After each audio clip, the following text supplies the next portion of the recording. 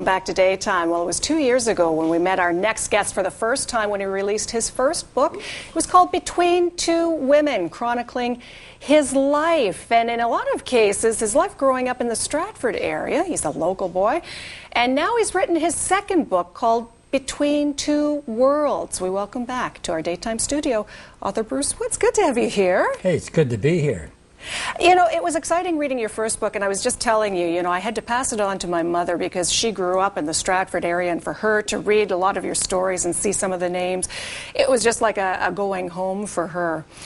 Your second book, Between Two Worlds, again, is your story, but this is a little bit of a different slant on this, as you talk about your two worlds that you kind of grew up in. Exactly, because, as you know, I became a clergyman, a Baptist minister, and that took me to every single province in Canada. And that's where I began to discover Canadiana and, frankly, rejoice in it.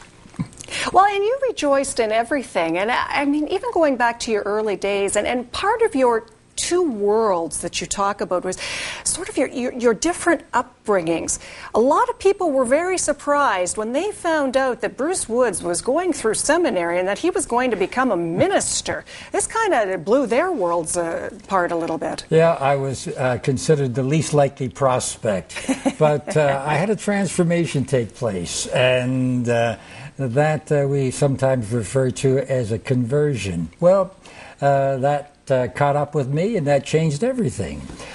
But I do give credit to my dear grandmother, who patiently, as a bribe to make me go to bed at nights at and on time, would read me Hurlbut's story of the Bible. And that was better than any Sunday school. I got a question for you, though. You go right ahead, Bruce. Okay. And that is, since I write about Canadiana, I do write a lot about Vancouver, and Vancouver's in the news right now, of course. What was the name of Vancouver when there was only one house and one settler? And it wasn't all that long ago. One house and one settler. I don't know. Stumped, you got me on that. You did. I knew you I did. Well, it was called Morton's Shack. And why was that the case? Because John Morton was Vancouver's first settler, built the first house, and therefore Vancouver was called, when it was in the wilderness, Morton's Shack. It got a more glorious name later on, and I write about John Morton in this book. You do, and you write about a church that he built in honor of his wife that you go on to call Canada's Taj Mahal. That's right. And you had an opportunity, this was a church where you had the opportunity to minister at for many years. Well, you know, I love romance, and I put it in my first book and I put it in my second book. After all, Canadiana is not that sterile that it can't embrace a little bit of romance. And so there's a tender story between John and his wife, Ruth. To be frank, I didn't like the idea of becoming a pastor of a church with a woman's name on it. But I grew to appreciate that name when I realized what a tender love story it was. Here's a man who, like the original Taj Mahal in India, has built a church, or gave them money. He didn't do it, but I mean, he gave them funds so that the church could be built with a name that he wanted to honor because he loved his wife. Now, that's the best love story ever to come out of the West, and I write about it. Well, you write about that, and you write about a lot of your different experiences. As you mentioned, you were in every province. You've covered this country from coast to coast to coast, practically. And you probably found, as you traveled along, so many differences, and yet so many things that were the same about all of us. Well, I find it interesting how loyal an immigrant can become when they fall in love with Canada and they live in our country.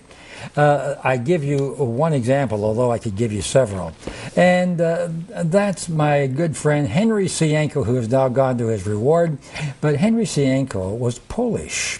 And furthermore, He fought in the Polish army, and in 1922, in the Polish cavalry, he exulted at how they turned back the Russians and saved Poland from the Russian communists.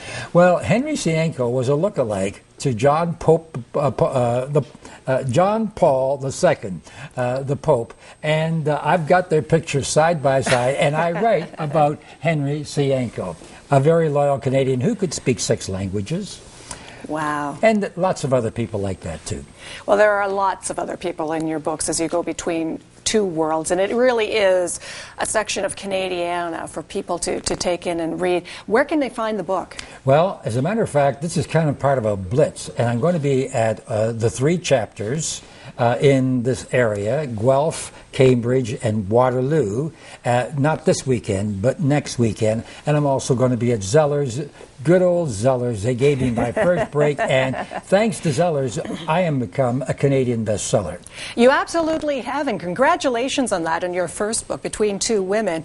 And equal success on Between Two Worlds as you write and blitz with that. And again, you'll be at chapters next weekend throughout the region, so if people want to come, they can meet you, they can get their book signed, and meet the author of Between Two Worlds, Mr. Bruce Woods. Thank you for joining us today, sir. Good to see you again. Pleasure to be with you. Okay, we're back in just a moment. Stay with us.